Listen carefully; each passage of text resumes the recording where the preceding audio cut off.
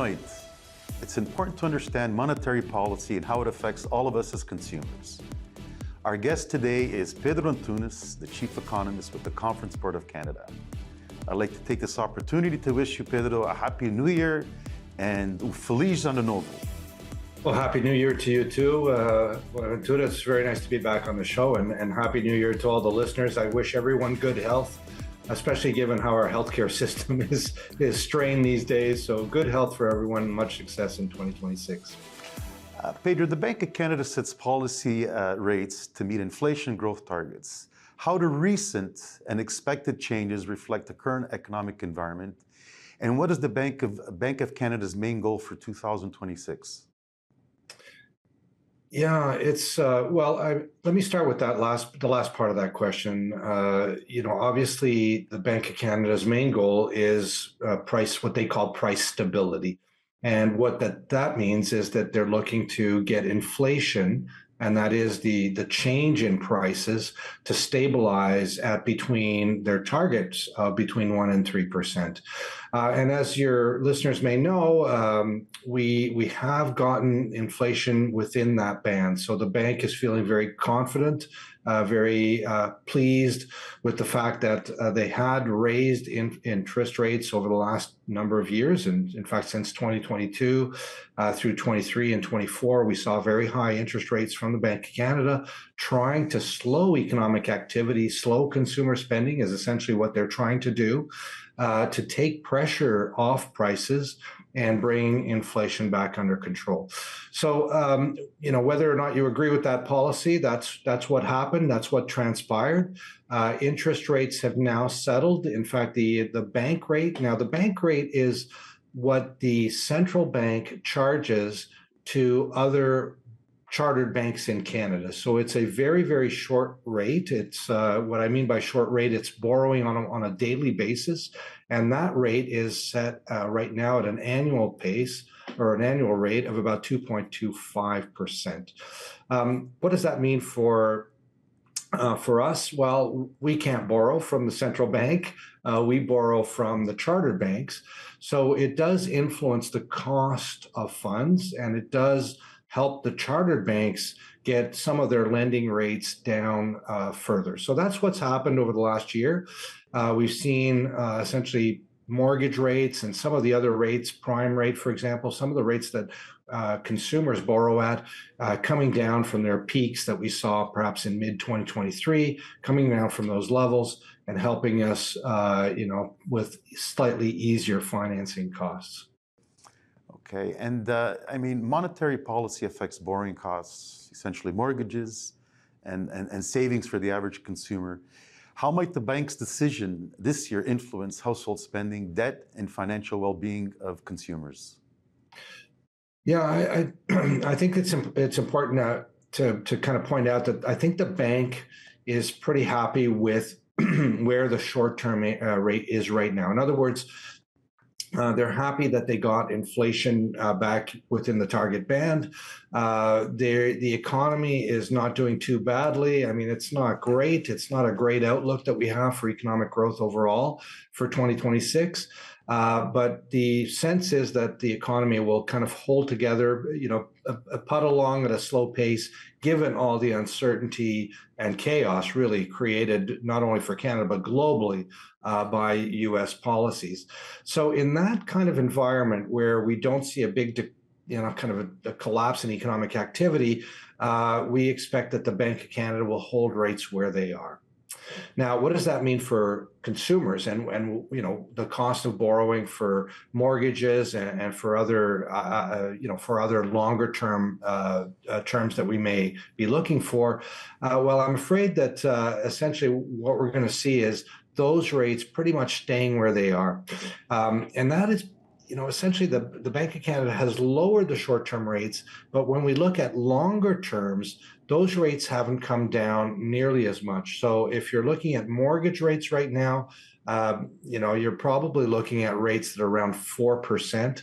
And I know there's a lot of households in Canada that are still renewing their mortgages that they took on. There are a lot of debt that was taken on in 2021 and 2022 when the housing market was booming. We were all wanted more housing. We took on a lot of debt. And those mortgages that are getting renewed now are going to be renewed at fairly higher rates. And a lot of us got mortgage rates at 2%. Mortgages are going to be pretty much double that going forward. And I wanted to say that I don't think we're going to see mortgage rates come down any lower, really. And that's, really has to do with not only the bank holding rates where they are, but also essentially the amount of borrowing that's happening globally. The US is borrowing to finance their deficit. Canada is also running deficits, large deficits, but that's true of pretty much every developed economy. And what does that mean? Well, if governments are increasing their sovereign debt, governments are borrowing more, and that means the cost of capital, the cost of those funds is going to go up, and that's reflected in bond yields and interest rates that you and I pay. So that's the concern I have because of the amount of debt, because of the focus on more debt and defense spending and all of the great things that we want to do. We don't feel that mortgage rates and other consumer rates are going to come down any further. Okay, stay right where you are. We're going to be back with some more exciting information with Pedro Antunes.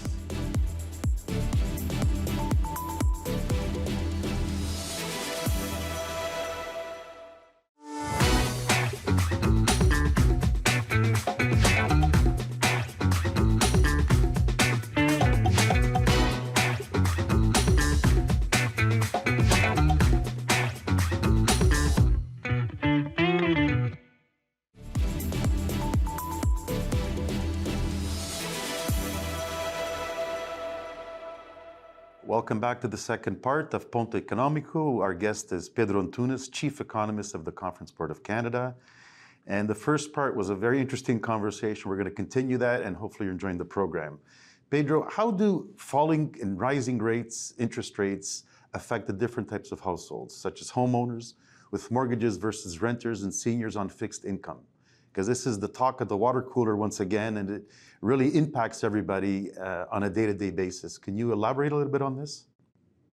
Yeah, well, I think the most important piece around that is how much debt do different households in Canada have, and when we look at the effect of low interest rates.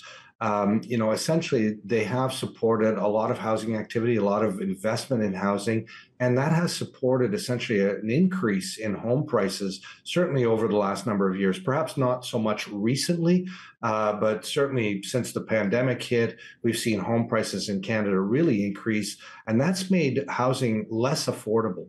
But that really affects people very, very differently.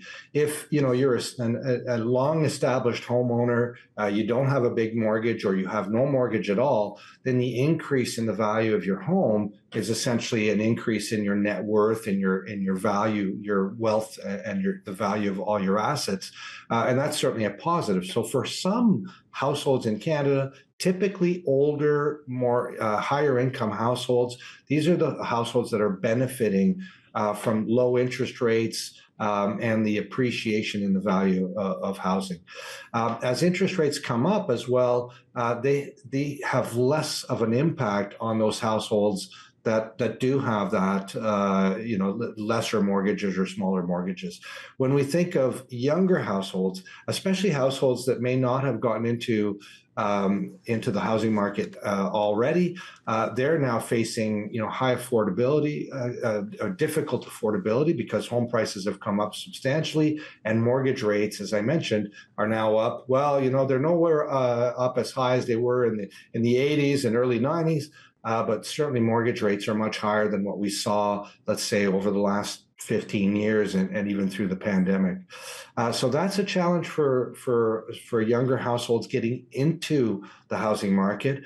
The others are younger households typically, or lower income households that do have or are in the housing market that have a lot of debt and are now, as we mentioned earlier, facing essentially a renewal of their mortgages with rates that are, for some people, essentially double what they were or what they might have gotten back in through the early pandemic years.